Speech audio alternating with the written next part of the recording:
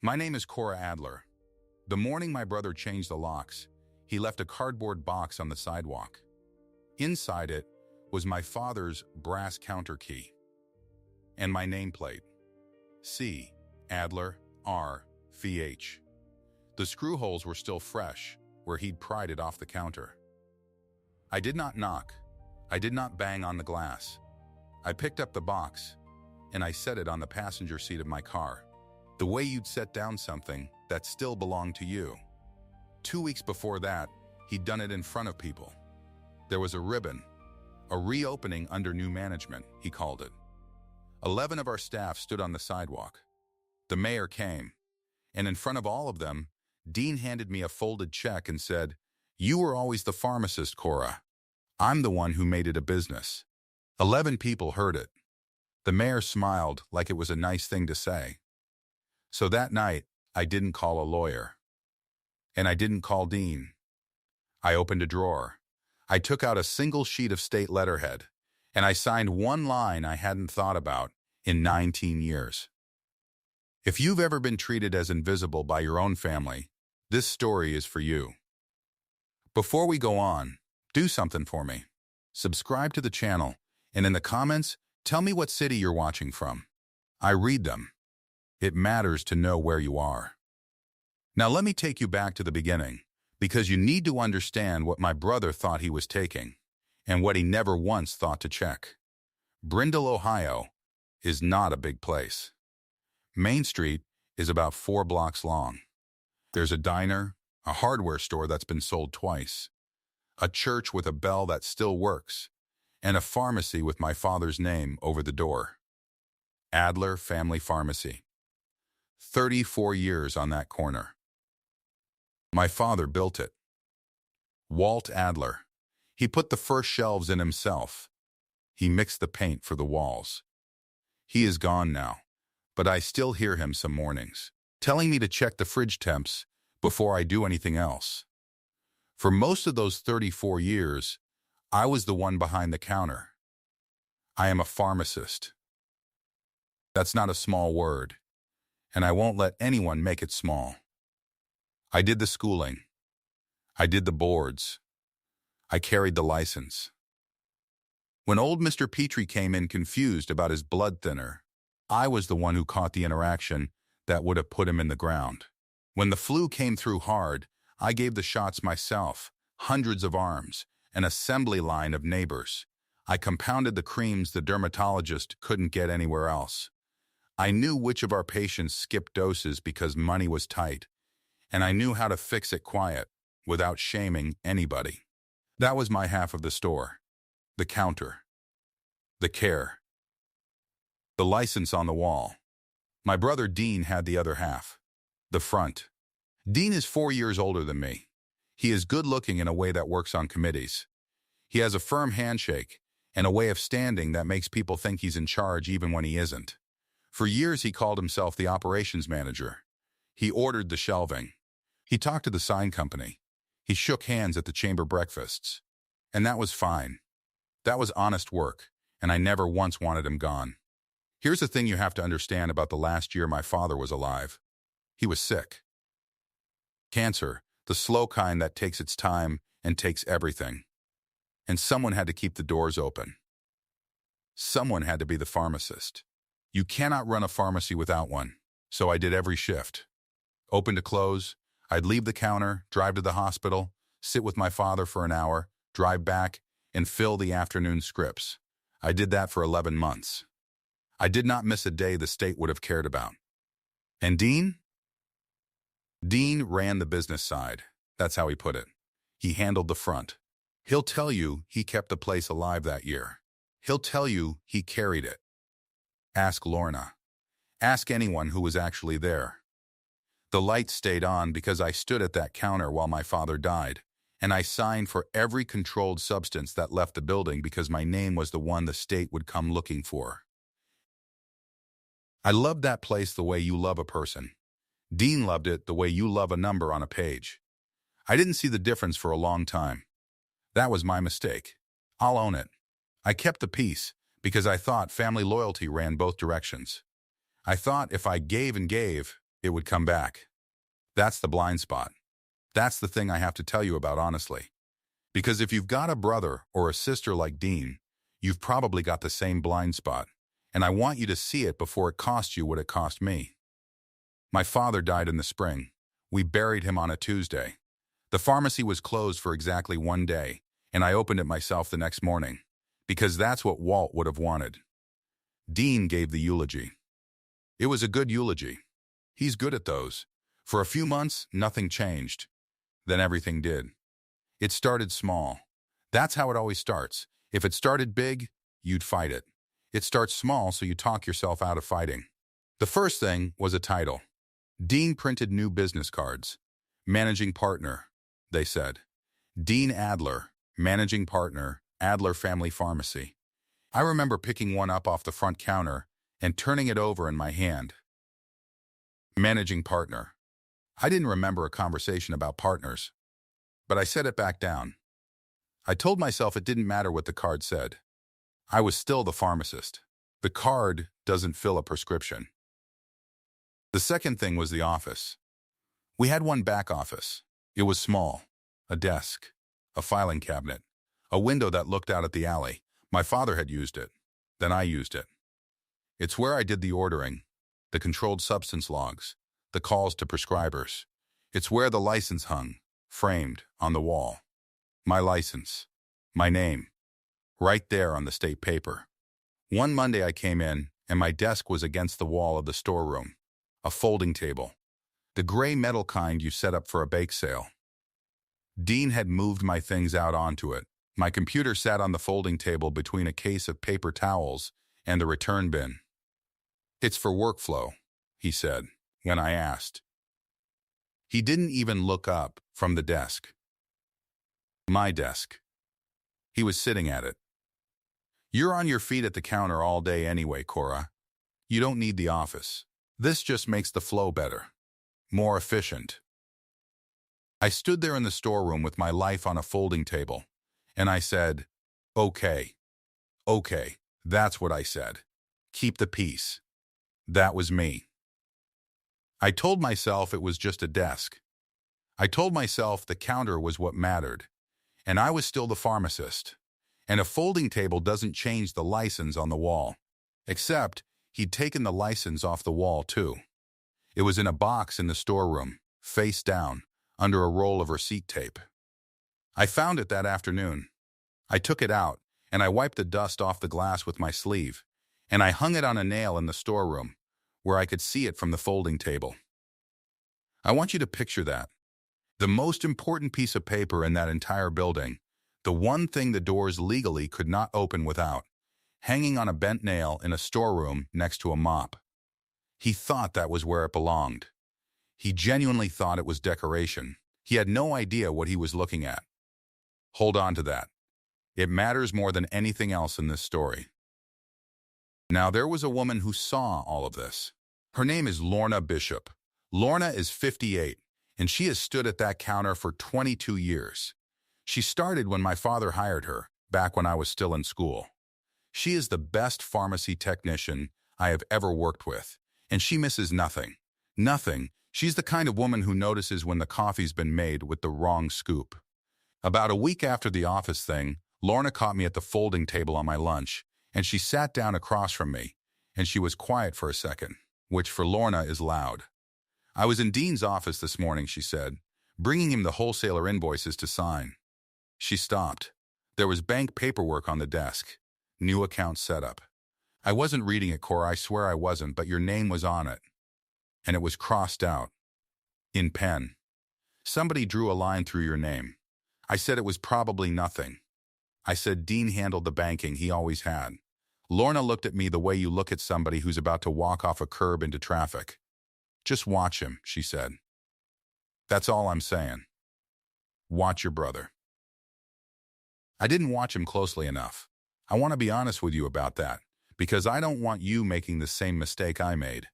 When somebody shows you they're crossing your name out, believe them. Believe the pen. The banking wasn't nothing. A few weeks later, I tried to pay one of our suppliers, a small compounding vendor, out of the operating account the way I'd done 100 times. The card was declined. I called the bank, and a very polite young man told me that I was no longer an authorized signer on that account. When I asked since when, he told me the change had gone through 2 weeks earlier, requested by the account's managing member. Managing member. That's an LC word. That's not a partnership word. I went and found Dean. He was on the phone, and he held up one finger to me, the way you'd hold up a finger to a child, and he finished his call before he turned around. I asked him what happened to the account. I asked him what a managing member was. He smiled. Dean has a very reasonable smile. It's the smile of a man explaining something simple to somebody who's getting worked up over nothing.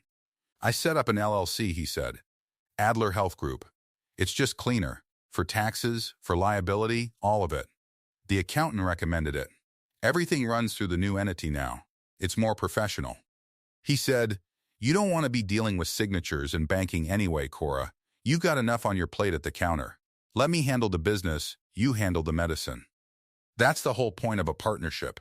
Partnership? He kept using that word. There was no partnership. There was no document with my name on it that made me a partner in anything. I found that out later. But in that moment, I heard the word partnership, and I wanted so badly for it to be true that I let it settle over the ugly thing underneath it. Adler Health Group, LLC. Every dollar our patients paid was now flowing into a company that had my father's name on it, and my brother as the only member. Not mine. Not Walt's. Dean's. Lorna was standing at the counter when he said it. She heard the whole thing. She didn't say a word. But that night, she started doing something she didn't tell me about for months. She started keeping her own copies of the dispensing logs. Every day. Quietly in a binder she took home. Remember that. It's going to matter more than you can imagine. I want to tell you the next part carefully, because this is the moment I did the one thing right, and Dean did the one thing that ended him. He just didn't know it yet. Neither did I, honestly. But I did it, and it's on record, and there's nothing he can ever say to make it not true. I sat down at my folding table, and I wrote my brother an email. I was still trying to keep the peace. Understand, I wasn't threatening him. I was warning him, the way you warn family. Gently. Giving them the chance to do right. I told him I'd noticed the changes. I told him I understood he wanted to run the business his way. And then I told him the thing he needed to know. I wrote it plainly so there'd be no confusing it. I wrote, "Dean, I need you to understand how the licensing works. The pharmacy's establishment permit, the state license to operate, is issued under me. I am the pharmacist in charge of record. The DIA registration that lets us stock and dispense controlled substances is personal to me, under my name, not the LLC's. Mine. The building can't legally dispense a single prescription without a designated pharmacist in charge on file with the board, and right now that is me and only me. Whatever you do with the business side, you need me on file. Please don't make changes that assume otherwise." I read it twice. I hit send. I have the copy. The dates on it. The times on it. Dean replied 11 minutes later. One word. Noted. That's it. Noted. He didn't forward it to a lawyer. He didn't call the accountant. He didn't ask me a single question about what it meant. He read the most important warning anyone would ever send him, and he filed it in the trash, because to Dean it was paperwork, and paperwork was my little job, the medicine, the boring stuff, while he did the real work of being important. He thought the license was a formality. He thought I was a formality. He assumed, all the way down to his bones, that when the time came, I would simply walk away and be quiet, the way I'd been quiet about the desk and the account and the card. That assumption is the whole story. Write it on the wall. He assumed I'd just walk away. He was already planning a party. He called it a reopening under new management. He'd had new signs made. He never told me that either. I found out because the sign truck showed up on a Thursday, and 2 men on a lift bolted a new face over my father's name. Adler Family Pharmacy became Adler Health Group. Same corner. Same building my father painted. A different name, in a colder font. He invited the mayor. He invited the Chamber of Commerce. He had a caterer bring little sandwiches. He bought a wide red ribbon and one of those oversized pairs of scissors, the kind that don't actually cut anything, which I've thought about a lot since. He put on a good tie. And the morning of the ribbon cutting, before the crowd came, he pulled me aside by the pharmacy counter, and he handed me a folded check. "This is for your share," he said, "for the transition. I want to be fair about this, Cora. I've always wanted to be fair." I didn't open it. I still have it unopened. I don't need to know the number. The number was never the point. The crowd came at 10, 11 of our staff, all in a row. Lorna at the end, her arms folded, her face flat as a griddle. The mayor in his good suit. A woman from the chamber with a camera. A couple of reporters from the county paper. My neighbors. People I'd immunized. People whose grandmothers I'd counseled. All of them out front on the sidewalk my father poured. Dean gave a speech. It was a good speech. He's good at those, I told you. He talked about vision. He talked about modernizing. He talked about honoring the family legacy while, and I remember the exact phrasing, taking it into the future it deserves. He thanked the mayor. He thanked the chamber. He mentioned our father once, briefly, warmly, as a foundation to build on. And then he turned to me, and he put his hand on my shoulder in front of everyone. And he said it. The line. The 111 people heard. "You were always the pharmacist, Cora. I'm the one who made it a business." There was a little laugh from the crowd, not a mean one, a warm one. They thought he was honoring me. They thought it was sweet, the big brother giving the little sister her due. The pharmacist, bless her heart so good with the customers, while the real builder built the real thing. I want to tell you what I felt, standing there. I did not feel like crying. That surprised me. I'd have thought I'd cry. Instead, I felt something go very still and very cold in the center of my chest, like a pilot light clicking off. Because in that one sentence, in front of the whole town, my brother told me exactly who he thought I was. A pharmacist. Not a partner. Not an owner. Not Walt Adler's daughter who kept the doors open while he died. A pharmacist. The help with the diploma. And here's the part I need you to really hear. He was right about one thing, and completely, fatally wrong about it at the same time. I was the pharmacist. That was true. He just didn't understand that the pharmacist was the only reason there was a business to make. I didn't argue. I didn't make a scene. Everybody was watching, and I was not going to give them a show. I turned to the mayor, and I thanked him for coming. I told him my father would have been glad to see him. I shook the hand of the woman from the chamber. And then I walked back inside, through the store I'd given my life to, past the folding table in the storeroom, and I left through the back door into the alley, and I drove home. Dean cut the ribbon without me. There's a photo of it in the county paper. He's grinning, holding the big fake scissors. If you look close at the edge of the frame, you can see Lorna, and she is not grinning. That was a Saturday. The following Monday, my key didn't work. I stood at the back door of my father's pharmacy, in the alley, at 7 in the morning, and I turned my key, and it didn't turn. He'd changed the locks over the weekend, and there on the sidewalk out front was the box, a cardboard box, the kind we got our vials in. He'd set it out like trash for pickup. I already told you what was in it. My father's brass counter key, the original, worn smooth from 34 years of hands. And my nameplate. C. Adler, R.Ph. He'd unscrewed it from the counter. I could see the little pale rectangle it left behind through the front glass, brighter than the wood around it, and the 2 empty screw holes.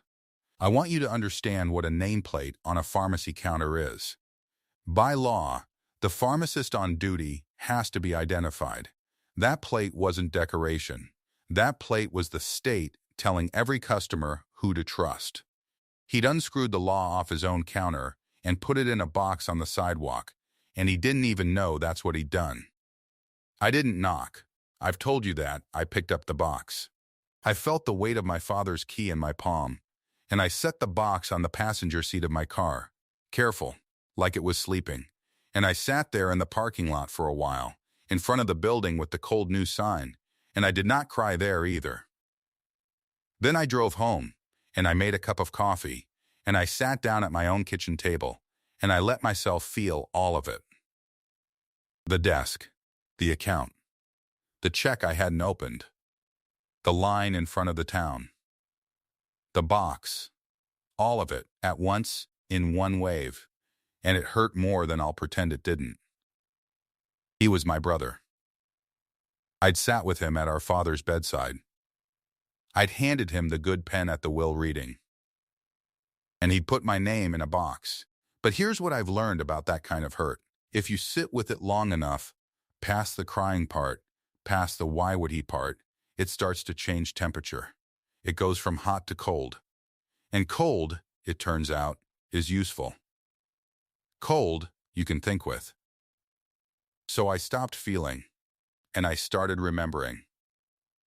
I have been a pharmacist for 23 years. I know the statute the way you know the way home in the dark. And sitting at that table, I let the law come back to me, line by line, the plain dry language of it, and it was the most comforting thing I'd heard in months. A pharmacy in this state cannot legally operate without a designated pharmacist in charge. Not shouldn't. Cannot. The permit to run a pharmacy is issued to a pharmacist. There has to be one human being, licensed, whose name is on file with the board, who is responsible for that building. Without that person, the establishment permit is not worth the paper. The doors can be unlocked, the lights can be on, the shelves can be full, and it does not matter. Legally, it is not a pharmacy. It's a room full of drugs nobody is allowed to hand out. And the pharmacist in charge of record for Adler Health Group at that building on that corner was me, Cora Adler. It had been me since the day my father got too sick to sign. Dean had never changed it, because Dean didn't know it was a thing that could be changed, or needed to be. To Dean, the license was the framed paper he'd taken off the wall and stuck in a box in the storeroom under a roll of receipt tape. There was more. The DIA registration, the federal one, the thing that lets a pharmacy stock and dispense controlled substances at all. The painkillers, the anxiety medications, half of what our older patients depend on. That registration is issued to a registrant, a person or an entity at a location tied to a responsible individual. And the responsible individual, the human being the DIA had on file for that address, was me, not the LC, not Dean. Me, he could route every dollar into Adler Health Group all he wanted. He could not route my license into it. A license is not a bank account. You cannot cross out a name and sign your own. I sat there, and I did the thing Dean never did. I actually thought it through. If I was no longer the pharmacist in charge, there would be no pharmacist in charge. And had he hired one? Had he brought on another pharmacist? He hadn't. I knew he hadn't. There was one pharmacist on that staff, and it was me. He assumed I'd keep standing at that counter, keep signing, keep being the boring necessary formality, out of love for the place, or out of habit, or because where else would I go? He had taken everything he could see, the office, the account, the name, the check, and he had left me the one thing he couldn't see the value of, because he'd never once understood what it was. He'd left me the license. He'd put it in a box on the sidewalk, and I'd carried it home. I made a few quiet phone calls over the next couple of days. Not to a lawyer. Not yet. I called an old classmate who does compliance work, and I asked her a few careful questions, the kind you ask without saying why. I confirmed what I already knew. I confirmed that a withdrawal as pharmacist in charge, filed in writing with the board, takes effect on the date you say it does. Immediately if you want. I confirmed that a DIA registration doesn't have to be surrendered dramatically. You can simply let it lapse, let it expire, do nothing, and it dies on its own renewal date, quietly, on a Tuesday, with no announcement to anyone. I confirmed that I did not have to tell my brother a single thing. And I want to be clear with you about something, because this is the part that matters to my conscience, and I've thought about it every day since. I was not planning to hurt anyone. Not the patients. Never the patients. Mr. Petrie and his blood thinner, the Halsey twins and their inhalers, the whole roll call of Brindles sick and old and scared who depended on that counter. I lay awake over them. I did. I want you to know that I lay awake. But I also knew this, cold and clear. It was not my building anymore. Dean had made sure of that. In writing, in front of the mayor. He'd taken the office, the account, the name, the locks. He'd told the whole town he was the one who made it a business. Fine. Let him be the one who made it a business. A business needs a lot of things, and exactly one of the things it needed, the one thing that made the doors legal, the one thing standing between pharmacy and a locked room full of pills, was a license that belonged to me and me alone. He'd taken everything he understood. I was going to take back the one thing he didn't. Not out of spite. I want you to believe that, or at least to understand it, out of arithmetic. He'd drawn a line through my name. I was going to let the line be real. So that night, the night I told you about at the very start, I did it. I didn't call a lawyer. I didn't call Dean. I sat at my kitchen table, and I took out a single sheet of State Board of Pharmacy letterhead, the official form, the withdrawal of pharmacist in charge, designation. I filled it in, the establishment, the permit number, which I knew by heart, my license number, and the effective date. I made the effective date immediate. Effective now. Effective today. And then, on the line at the bottom, I signed one line I hadn't thought about in 19 years. Cora Adler, PharmD. The signature that had opened that building every morning. The signature that, with one stroke, now closed it, legally, silently, from the inside, and my brother would not know for weeks. I didn't renew the DIA registration either. Its date was coming. I let it come. I let it lapse the way you let a candle burn down. No fight, no noise, just an absence, arriving on schedule.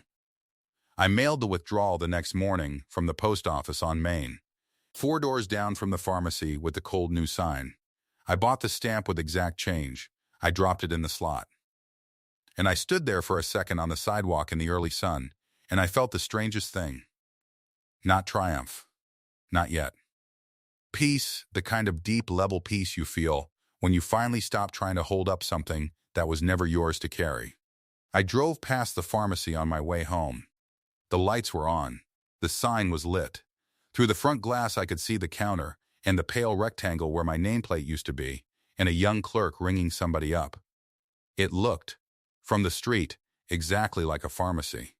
Busy, normal, alive, my father's corner, humming along under my brother's name. Nobody in that building knew. Nobody knew that as of that morning, the pharmacy on the corner of Main was, in the eyes of the state of Ohio, no longer a pharmacy at all. That every prescription they filled from that day forward was being dispensed with no pharmacist in charge, on record, on a lapsing federal registration, in an establishment whose legal right to open had walked out the back door and mailed itself away with exact change. Dean was inside somewhere, at my father's desk, in my old office, probably on the phone with a man about money. Managing partner, managing member, managing a building full of medicine that legally could no longer sell a single pill. And he had no idea. He had months of ideas about what he'd taken from me. He had no idea what I'd just taken back. I kept my copies, every one. The withdrawal, the certified mail receipt, the email I'd sent him with his one-word reply. I put them in a folder, and I put the folder in a drawer, and I closed the drawer. And I waited, because I knew something my brother didn't, sitting there under his cold new sign. I knew that somewhere in a state office, on a calendar I couldn't see, there was a date already circled, a routine one, the biennial inspection. Every pharmacy gets one.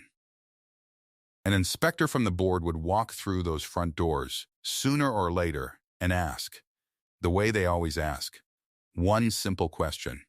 Who is your pharmacist in charge?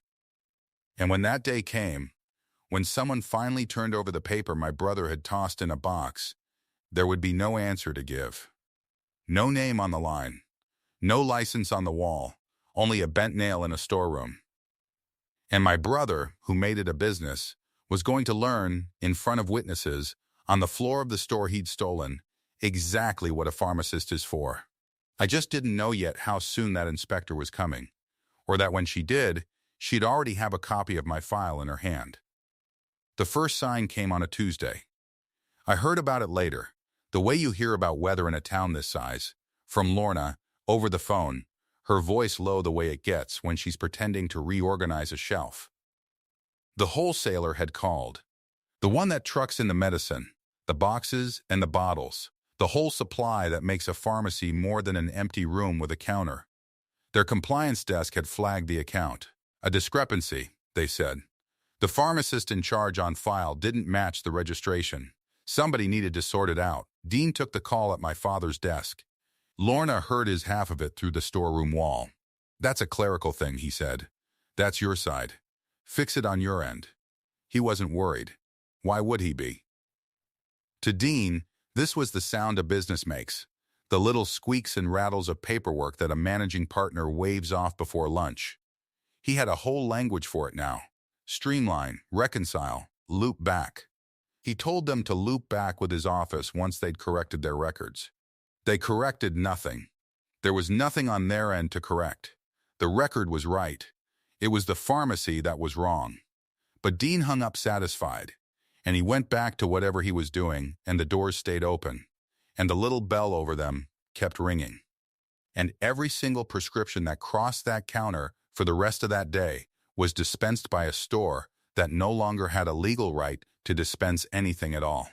I sat in my kitchen, and I drank my coffee, and I said nothing. That was the deal I'd made with myself. Not revenge. I want to be careful how I say this, because I've turned it over 1,000 times since. I didn't sign that paper to hurt him. I signed it because it was true.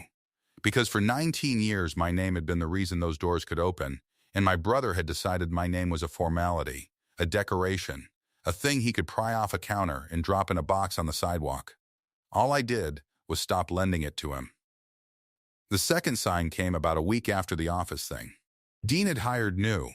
He was doing that a lot then, bringing on younger faces, cheaper ones, people who called him Mr. Adler and didn't remember when Walt Adler stood at that counter in his short white coat. One of them was a tech, a kid, earnest, and one afternoon he asked the question out loud that nobody in that building should have had to ask. "Hey," he said to the room, "so who's our pharmacist in charge now?" "For the log." "I need a name for the log." Lorna told me. She froze with a bottle in her hand. And Dean, walking through, barely slowing, said it without a flicker. Cora, obviously, like it was the sky being blue. He said my name like it still belonged to him, like it was still hanging on his wall, and he kept walking. And the kid wrote it down, and it was a lie, and my brother didn't even know he was telling it. Lorna said nothing. She had her binder at home by then. Every day, a copy of the dispensing log, taken home in her purse, 3-hole punched, dated.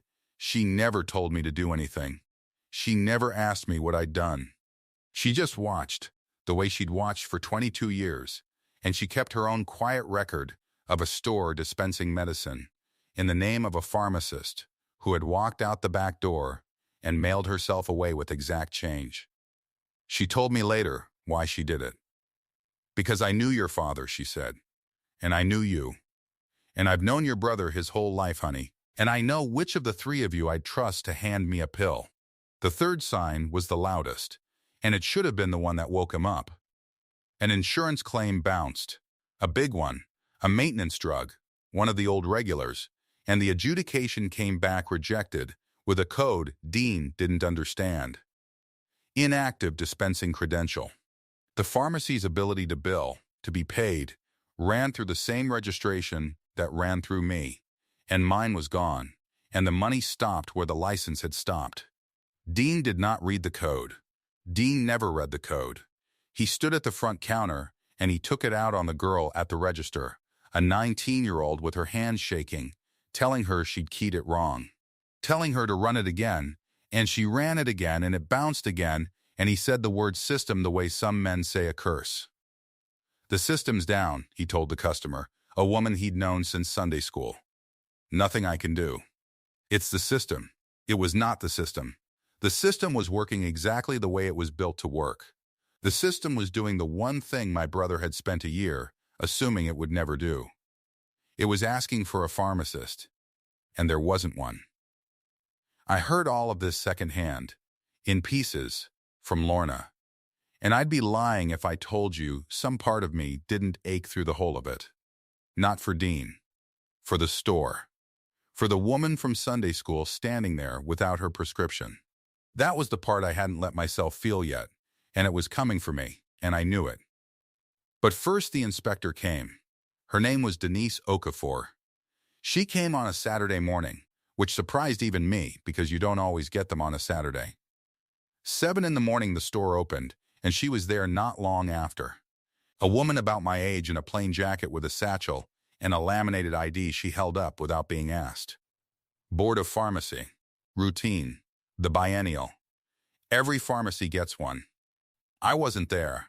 I want to be clear about that. I have pictured it so many times that it feels like a memory, but I wasn't there, and everything I'm about to tell you I got from 3 people who were, and they all told it the same, which is how you know it's true. Okafor was polite. They always are. She asked to see the license, the framed establishment permit that's supposed to hang on the wall where the public can see it, the way mine had hung for 19 years, until a man pried my nameplate off the counter and somewhere in all his managing took the license down too and never put it back. There was a bent nail in the storeroom where it used to be. Lorna showed me once. Just a nail. Okafor asked for the pharmacist in charge. Dean came out of the office smiling. He was good at that part. He put out his hand, and he said, "Dean Adler, managing partner." And he gave her the business card, the one that says managing partner Dean Adler, Adler Family Pharmacy. And I imagine he thought that would do it, the way it did the mayor, the way it did the chamber, the way a firm handshake and a good haircut had done everything for him his whole life. Okafor did not want a business card. Okafor wanted a pharmacist. "I understand, Miss Adler," she said. "But who is your pharmacist in charge? Who is the licensee of record for this establishment?" And Dean, still smiling, still sure, said, "That's my sister, Cora Adler. She's the pharmacist." I've thought a lot about that moment. Because he wasn't lying, not to his own mind. In his mind, I was still the pharmacist, the way a man's name is still on a house he sold.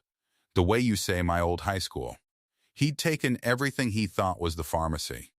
The building, the money, the sign, the staff, the check he handed me in front of the town. He'd taken all of it, and it never once occurred to him that the one thing he couldn't pry off a counter was the only thing that mattered. Okafor already had my file. That's the part he never saw coming, and neither did I, quite, until it happened. She'd pulled it before she ever walked in. She looked at Dean, and she was not unkind about it, I'm told, but she was not soft either. "Sir," she said, "Cora Adler withdrew as pharmacist in charge of this establishment. That withdrawal is on record with the board, effective the date she filed it. The DIA registration tied to that designation has also lapsed. According to our records, this pharmacy has had no pharmacist in charge and no active dispensing authority for some time now." I'm told the smile stayed on Dean's face a beat too long. That's the detail Lorna gave me, and it's the one I keep. The smile stayed on after the rest of him had already understood, like a light left on in a house where everyone's gone. "That's not," he started. "There's been a mistake. She works here. She's my sister." "When did she withdraw?" he asked, and his voice had changed. Okafor told him the date. It was the date of the ribbon cutting. Give or take. The very week he'd handed me that folded check and told the mayor and 11 of our staff that I was always the pharmacist, and he was the one who made it a business. That week. While he was cutting a ribbon on a store he thought he'd built, I was in my kitchen, signing one line on a sheet of state letterhead, doing the one thing that turned all his managing into managing an empty box. There was a man there that morning I haven't told you about yet. His name was Reg Halloran, 55, out of Columbus. The kind of man who wears a quarter zip to look casual and still somehow looks like a contract. Dean had brought him in months back, quietly, as an investor. Reg was going to buy the modernized practice. Turnkey, that was the word Dean used, I heard it later. A turnkey operation. Reg wanted to walk in, turn a key, and own something that already worked. Reg was there for due diligence. That's a phrase that means looking closely before you spend your money. And I have to say, Reg picked one hell of a morning to finally look closely. He went pale. Lorna said it plain. The city fellow went gray as a Monday. He was standing near the compounding bench with a coffee, and when Okafor said the words "no active dispensing authority," Reg set the coffee down like it had gone hot in his hand, and he took out his phone, and he stepped away toward the door, and he did not come back into that conversation. A man who wants a turnkey operation does not want the key to open a room the state has just told you to close. Okafor issued the notice. She was thorough. She had to be. No active pharmacist in charge. Lapsed federal registration. The establishment was to cease dispensing at close of business. She taped a copy to the inside of the glass, where the public could see it. On the same glass Dean had cut his ribbon across 2 weeks before. A white sheet with a state seal, right at eye level, right where the sign said Adler Health Group in letters he'd paid a man in the next county to make. Then she asked gently whether there was a pharmacist on the premises who could oversee the orderly transfer of patient records. And there wasn't, because there had never been one but me. Dean drove to my house that afternoon. I knew he would. I'd known it for a year, if I'm honest. The way you know a storm is coming by the color of the light. I was at my kitchen table when I heard his truck. Same truck. He came up the walk fast, and he knocked hard, 3 times, the way he knocks when he wants you to feel the knock. And I let him stand there a moment before I opened the door. He didn't apologize. I want you to understand that, because I think a smaller story would have had him apologize, and this isn't that story. My brother did not come to my door to say he was sorry. He came to negotiate. Okay, he said, before he was even inside. Okay, this is a mess. This is a real mess, Cora, and we need to fix it, because there are people, there are patients. This affects real people. He said patients like he'd just learned the word. He'd never once called them patients. To Dean, they were foot traffic. Volume. He said it now like a man reaching for the one thing he thought might move me. You just come back on, he said. You put your name back on the thing. The pick thing. Today, we call the board Monday and you're back on file, and the doors stay open and nobody has to know how close this got. I'll make it worth your while. I'll put you back on the account. We'll figure out a number. I let him finish. That was the whole of my strategy, standing in my own doorway. I let him finish. You want me to be the pharmacist in charge, I said, of your building. Our building, he said. Dad's building. You put my father's key in a box on the sidewalk, I said. And he changed then. That was fast, how fast he changed. The reasonable man went away and the other one came out. The one I'd been managing, myself, quietly, for a year. You want to play it like that? He said. Fine. You want to know what people are going to hear? They're going to hear that Cora Adler abandoned this town. That's the story, Cora. That's what they'll hear. Old Mrs. Petrie can't get her blood thinner, and it's because you had a snit and quit. You walked out on sick people. That's what I'll tell them. Every one of them. You think about that. I did think about it. He gave me the whole drive over to think about it, and I'd already thought about it for weeks, because it was the one thing that could reach me, and he'd found it by accident. Mrs. Petrie. Mr. Petrie, actually. It was Mr. Petrie, the blood thinner. The one I caught the interaction on years back. The one who'd have bled internally if I hadn't been standing at that counter reading the way a pharmacist reads. Those were mine. Those people were mine, in the only way that word means anything.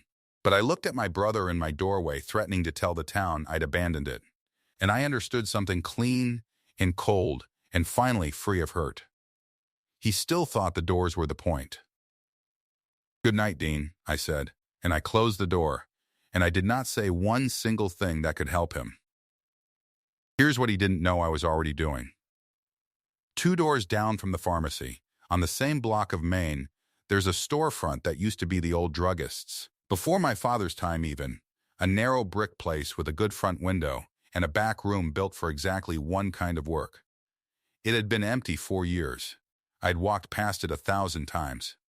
The following Monday, while Dean was calling every pharmacist in a 50-mile radius, trying to find one who'd put their license on a building under a state cease notice, and none of them would. Not a single one. Because no pharmacist alive walks into that on a weekend's notice, I was standing inside that empty storefront with the landlord, signing a lease. You can't hire your way out of what my brother had done.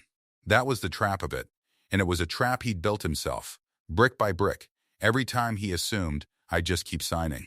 A pharmacy isn't a building. It isn't a sign or an LLC or a check handed over in front of the mayor. A pharmacy is a licensed human being standing behind a counter, taking personal responsibility for every molecule that leaves it. He'd spent a year removing the only such human being he had, and now, when he finally needed one, he found out they don't come off a shelf. I did the thing he could not do, because it was the only thing I'd ever been able to do that he couldn't. I reactivated my own license. I applied for a new establishment permit, in my name, at the new address. I filed to be pharmacist in charge of my own pharmacy. Clean, lawful, mine, and I began to transfer patient records, the ones I was legally entitled to serve. The ones who called and asked for their files to come with them, and they nearly all did. They nearly all called. 2 doors down the block, from a store that couldn't dispense to a store that could. It took 11 days. It felt like a year, and it felt like an afternoon. We painted the front window ourselves, Lorna and I, on a Saturday. And a gold leaf man from 3 towns over did the lettering. And when it was done, the window said, in the plain serif my father would have chosen, Adler Pharmacy. And underneath, smaller, Est, by Walt Adler. Not Adler Health Group, not managing partner. Just Adler Pharmacy, established by the man who established it, with the name of the pharmacist on the permit where it had always, legally, only ever been. The morning we opened, the same staff who had watched Dean cut his ribbon came down the block carrying boxes, patient files, the little baskets, the old brass mortar and pestle from the compounding bench, which was mine, which had been my father's, and which Lorna carried the whole 2 doors herself, and set down on my new counter with a look on her face I won't forget. She set it down and she squared it, the way you square a picture on a wall, and she said, "There," and that was all. Dean's store, meanwhile, sat behind its taped white notice. I heard about his fall the way I'd heard about everything, in pieces, but this time I didn't ache. The board fined Adler Health Group LLC for operating without a pharmacist in charge. Not a small fine. And here's the beauty of the LC he'd been so proud of. The sole member LLC with himself the only name on it, my name crossed off. He'd built a wall around himself so that everything belonged to him alone. And now everything that had gone wrong belonged to him alone too. There was no partner to share it with. He'd made sure of that. He'd made sure of it in writing. Reg Halloran pulled his offer the same week.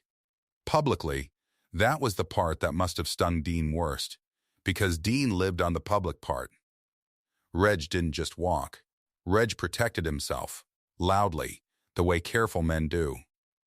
He went to the chamber breakfast, the same chamber that had sent people to smile at the ribbon, and he told the mayor, by name, to his face, in front of the room, that he'd been misled.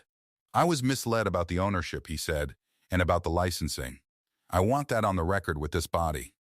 He said it like a man building a case, which he was. because he was also, I heard, threatening to sue Dean for misrepresenting what he'd been selling. Turnkey, he'd been sold a key to a door the state had welded shut. And the accounts. The famous accounts, the Adler Health Group LLC accounts Dean had so carefully rerouted everything into, cutting me out signature by signature. With the doors closed and no money coming in, and a fine going out, and an investor suing instead of buying, the bank looked at the loan Dean had taken against the whole modernized dream, and the bank called the note. That's a phrase that means, we want all our money. Now, not later. The drained account he'd routed everything into had nothing left in it to answer with. He kept the sign. I'll give him that. For weeks after, the letter still said Adler Health Group over a dark store with a state notice in the window. He kept the sign. The state kept the file. He came to me one more time. I knew he would, the way I'd known about the truck. It was a few weeks later.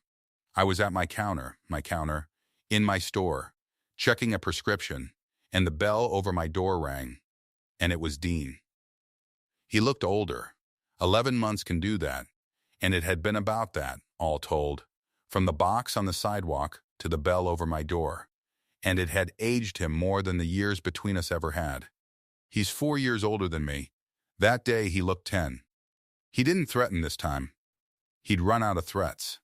He came with the last offer he had, and it was, in its way, the most honest thing he'd said to me in a year. I need you to be the pharmacist, he said, for my building. Just on paper. Just so I can sell it. Nobody'll buy it the way it is. A pharmacy that can't be a pharmacy is just a lease and a loan. If your name's on it, if it's a real pharmacy again, I can sell it whole and get out from under. I'm asking you. I'm asking my sister. I finished checking the prescription. I want you to know, I finished it first, counted it, capped it, initialed it, set it in the basket for pickup, because that was a person's medicine and it mattered more than my brother did. Then I looked up. What's the price, he said. Name it. I know there's a price. Name it. The price is nothing, I said. He thought that was an opening. His face did a hopeful thing. Nothing? You'll do it for no, I said. The price is nothing, because there's nothing to sell. I set my pen down. You made it a business, Dean. I was the reason it was allowed to open. You just never read the wall. He stood there, and for the first time in the whole of it, my brother had nothing to say. No managing word, no streamline, no reconcile, no loop back. He looked at the wall behind me, where my establishment permit hung in a plain frame, my name on it, C. Adler, R.Ph., Pharm D, pharmacist in charge, and he finally read it. You could watch him read it, and then he turned around, and the bell rang over him going out the way it had rung him coming in, and that was the last time my brother asked me for anything. That was 8 months ago. I open at 7.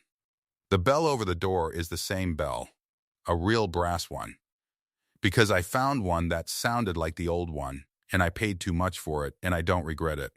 First light comes through that good front window and lands on the counter about 1/4 past. And there's a hook by the register, where I keep my father's key, the brass one, worn smooth, the one Dean left in a box on the sidewalk, with my nameplate. The nameplate's screwed back down where it belongs. C. Adler, R.Ph. The screw holes matched up almost. Almost. If you look close, you can see the old ones, a hair off from the new. I left them. I like knowing they're there. The coffee steams. The regulars come. Mr. Petrie gets his blood thinner, and I check it myself. Every time the way I read, the way my father taught me to read. They ask for me by name. They always did. Lorna's on the license track now. 22 years she stood at that counter as a tech. 22 years the best set of hands and the sharpest eyes in the building. And nobody ever put her on a path to more. Because the man running the front never once looked at what he had. She's my pharmacist in charge trainee. She'll test out inside the year. When she does, There'll be 2 names allowed to open these doors instead of 1. And I'll sleep better for it. And so will Brindle. I hear about Dean, still in pieces. But I don't go looking. He kept the sign a while, and then even the sign came down when the building changed hands at the bank's price. Not his. He found other things to manage, I'm told. He's good at the word. Reg found a cleaner deal in the next county. Some clinic thing. Turnkey, I'm sure. I hope, for whoever's on the other side of it, that he read that one closer than he read us. Dean sent a card at the holidays, cream-colored, a printed snow scene, and inside, in his hand, 3 words. Let's start fresh. That was all. Let's start fresh, like the year was a whiteboard you could wipe, like a name was a thing you could pry off and screw back on when it turned out you needed it. I sent something back. Not a note. I don't have a note left in me for Dean, and I found I didn't need one. I sent a gift card. To my pharmacy. Enough to cover his own prescriptions, should he ever need them filled by someone who reads the wall. No message. Just the card, in an envelope, in my hand, so he'd know exactly who it was from. I don't know if he understood it. I've stopped needing him to. Here's the only thing I know for certain. Standing at this counter in the morning light, with my father's key on its hook, and my name screwed down where it belongs. You can take the building. You can take the money, and the sign, and the staff, and the mayor's handshake, and the whole loud front of a thing. My brother took all of it. He took it in front of the whole town. But what's built on a person's name can't be kept by pretending the name away. The name is the thing that opens the door. It always was. He just never once looked up and read it. The doors open at 7. Come in some morning. Ask for me by name. And if you've ever been made to feel invisible by your own family, if you know exactly the weight of a box left on a sidewalk, tell me where you're watching from. Comment your city. I read every one.